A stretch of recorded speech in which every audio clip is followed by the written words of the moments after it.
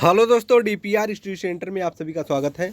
देखिए, यह SSC MTS का पीवाईक्यू आधारित प्रैक्टिस सेट है जो कि डेली बेसिस पर आप लोगों को हम करा रहे हैं। एग्ज़ाम काफ़ी नज़दीक है, 4 फरवरी से आप लोगों का एग्ज़ाम होने वाला है, तो समय कम बचा है और प्रैक्टिस आपको अति आवश्यक है।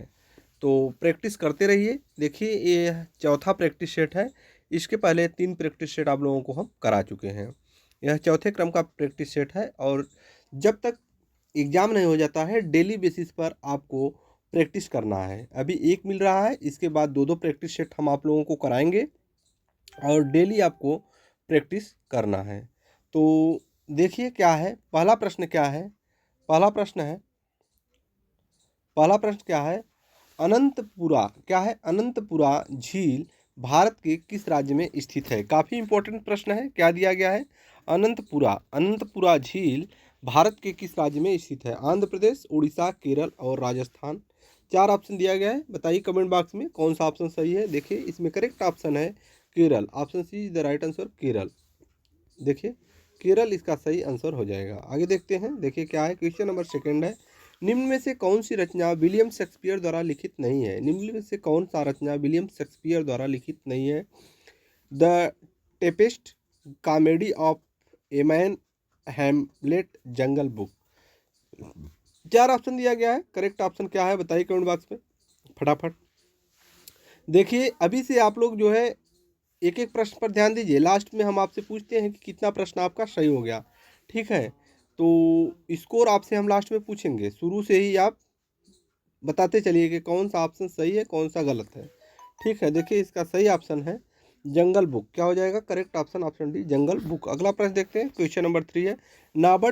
नाबार्ड क्या दिया गया है? नाबार्ड की स्थापना किस पंचवर्षीय योजना के दौरान की गई थी? नाबार्ड की स्थापना किस पंचवर्षीय योजना के दौरान किया गया था?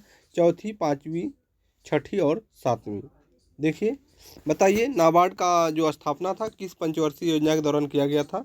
तो इसका राइट आंसर हो जाएगा छठी पंचवर्षीय योजना के दौरान किया गया था। Option C is the right answer. अगला प्रश्न देखते हैं। क्वेश्चन नंबर 4 है। ब्याज की राशि के बदले जीवन भर मजदूरी करना किस कुप्रथा से संबंधित था? ब्याज की राशि के बदले जीवन भर मजदूरी करना किस कुप्रथा से संबंधित था? तीन कठिया प्रथा, ददनी प्रथा और कामंटिया प्रथा और पगड़ी प्रथा। तो इसका करेक्ट ऑप्शन है कामंटिया प्रथा। ऑप्शन सी करेक्ट हो जाएगा। Option C is the right answer, कामंटिया प्रथा। अगला प्रश्न देखते हैं। क्वेश्चन नंबर 5 है।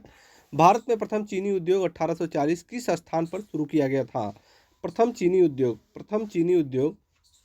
1840 किस स्थान पर शुरू किया गया था? कानपुर, बेतिया बिहार, रिसरा चेन्नई। तो प्रथम चीनी उद्योग कहाँ पर स्टार्ट किया गया था? बेतिया बिहार में इसे शुरू किया गया था। ऑप्शन बी राइट आंसर हो जाएगा, बेतिया बिहार। अगला क्वेश्चन है। क्वेश्चन नंबर 6 है। प्रसिद्ध संगीतज्ञ बैजू बावरा और तानसेन किसके मुख्य रूप से शिष्य थे? निजामुद्दीन औलिया, अमीर खुसरू, स्वामी हरिदास और मनुक दास। तो इसमें सही ऑप्शन हो जाएगा स्वामी हरिदास। बताइए, स्वामी हरिदास इसका करेक्ट ऑप्शन हो जाएगा। Option C is the right answer, Swami Haridas. अगला क्वेश्चन है। क्वेश्चन नंबर 7 है।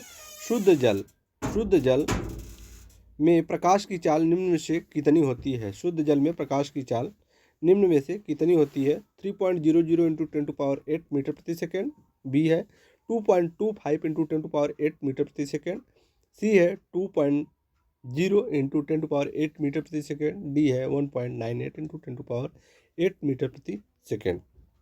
तो देखिए, शुद्ध जल में जो प्रकाश की चाल होती है वह कितना होता है बताइए कमेंट बॉक्स में। इसका राइट आंसर हो जाएगा 2.25 इंटू 10⁸ मीटर प्रति सेकेंड। करेक्ट ऑप्शन हो जाएगा option B is the right answer.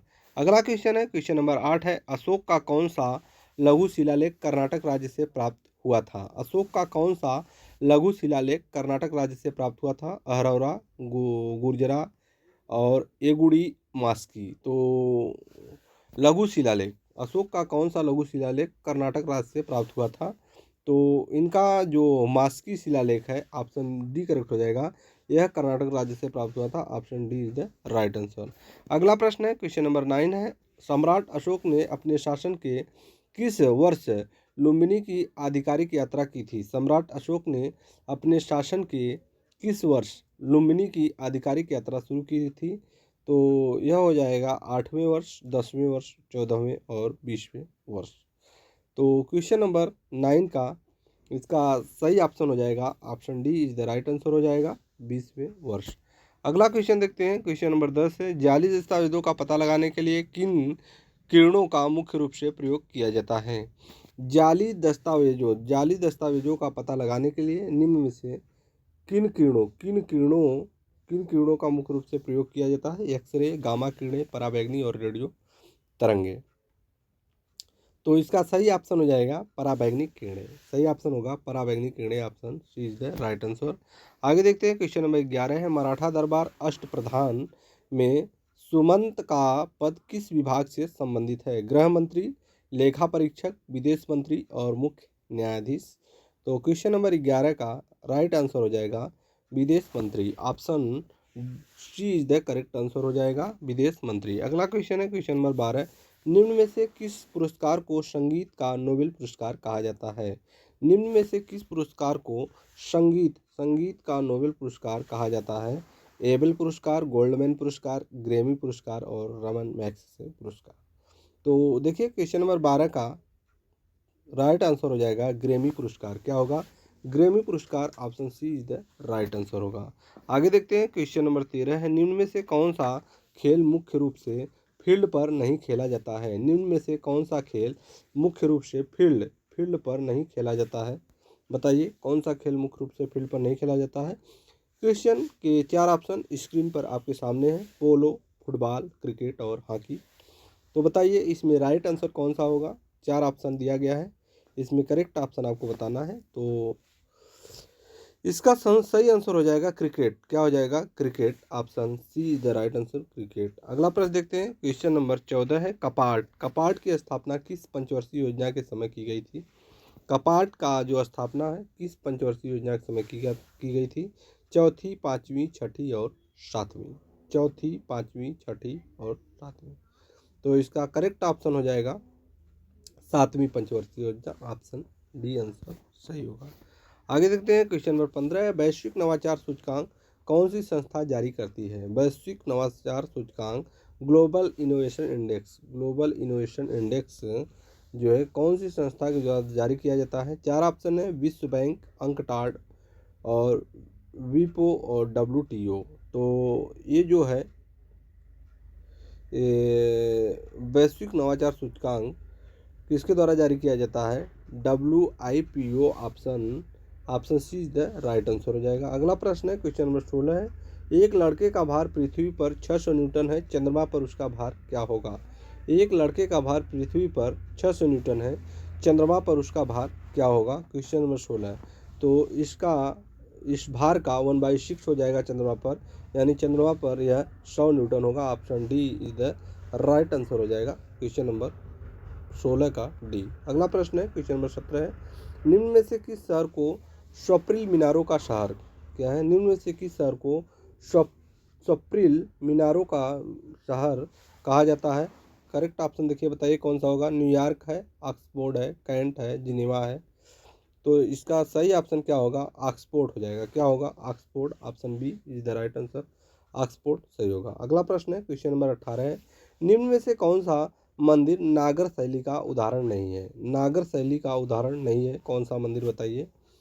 Tejpal मंदिर, सोमनाथ मंदिर, कैलाशनाथ मंदिर और मोढेरा मंदिर। नागर शैली का उदाहरण नहीं है, नागर शैली का उदाहरण नहीं है, बताइए कौन सा सही हो जाएगा? क्वेश्चन नंबर 18 का कैलाशनाथ मंदिर। क्या होगा? कैलाशनाथ मंदिर, option C is the right answer.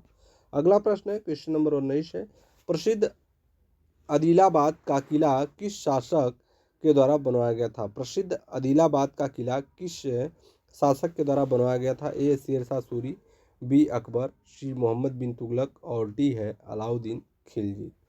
तो प्रसिद्ध आदिलाबाद का किला किस शासक के द्वारा बनवाया गया था? तो इसमें क्वेश्चन नंबर 19 का राइट आंसर क्या होगा बताइए? Mohammad bin Tughlaq, MBT, Mohammad bin Tughlaq, option C is the right answer हो जाएगा मोहम्मद बिन तुगलक। अगला प्रश्न है क्वेश्चन नंबर 20 है, सूफीवाद का मूल दार्शनिक सिद्धांत वदतुल वजूद का क्या अर्थ है? वदतुल वजूद का क्या अर्थ है? तो चार ऑप्शन है। गुरु की सेवा, एक ईश्वरवाद, एक ही ईश्वर है, साहित्य रचना और निवास स्थान। क्वेश्चन नंबर 20 का क्या होगा? सही आंसर हो जाएगा एकेश्वरवाद, option B is the right answer हो जाएगा। अगला प्रश्न है क्वेश्चन नंबर 21 है। वायुयान व जहाज़ों की बॉडी बनाने में किस मिश्र धातु का प्रयोग किया जाता है? वायुयान या जहाज़ों की बॉडी बनाने में किस मिश्र धातु का प्रयोग किया जाता है? टाका, डच मेटल और मैग्नीशियम और कांसा। क्वेश्चन नंबर 21 का करेक्ट ऑप्शन हो जाएगा मैग्नीशियम। क्या हो जाएगा? Magnesium, option C is the right answer. अगला प्रश्न है क्वेश्चन नंबर 22 हो जाएगा। दो या अधिक राज्यों के लिए एक समान उच्च न्यायालय की स्थापना किस अनुच्छेद में है? दो या अधिक राज्यों के लिए एक समान उच्च न्यायालय की स्थापना किस अनुच्छेद में है? अनुच्छेद 231, अनुच्छेद 129 और अनुच्छेद 280, अनुच्छेद 368। तो इसका राइट आंसर हो जाएगा क्वेश्चन नंबर 22 का अनुच्छेद 231। क्या होगा? अनुच्छेद 231 करेक्ट ऑप्शन हो जाएगा, ऑप्शन ए। अगला प्रश्न है क्वेश्चन नंबर 23 है। भारतीय भाषा उत्सव 2025 हाल ही में किस शहर में मनाया गया है? भारतीय भाषा उत्सव 2025 हाल ही में किस शहर में मनाया गया है? Question number 23।